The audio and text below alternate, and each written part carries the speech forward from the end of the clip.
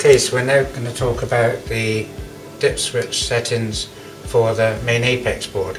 So this is your address in here, and it's binary, so this is address 1. So if they're all off, it's 0. Put 1 up, that's address 1. Put 2 up and 1 down, that's address 2. Put 1 and 2 up, that's address 3. Or you've got 4 if you want to address 4. Or you've got address 8, 16 or 32. And it's a combination of just adding the numbers up to give you the correct address. This little red jumper link here is for the watchdog. This needs to be in place. The switch settings along the top here are your time periods. So you've got your call tone period, that's how long it's going to ring for, the handsets, and switching them both up gives you 60 seconds.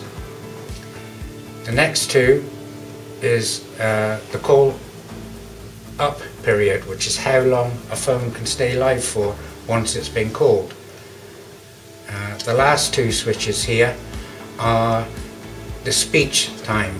So the call up period is 60 seconds if they're both up, and the last two, speech period, is 120 seconds if they're both up.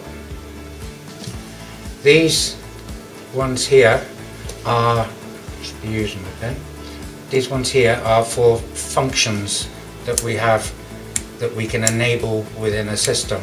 Like, for example, if there aren't enough cables run for a callback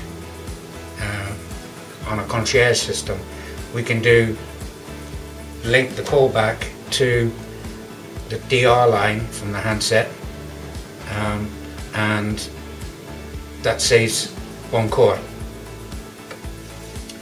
This IC here is where all the user keys are stored if it's an easy tag system.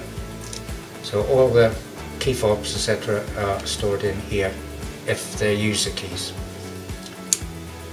And it's the same on the digital expansion.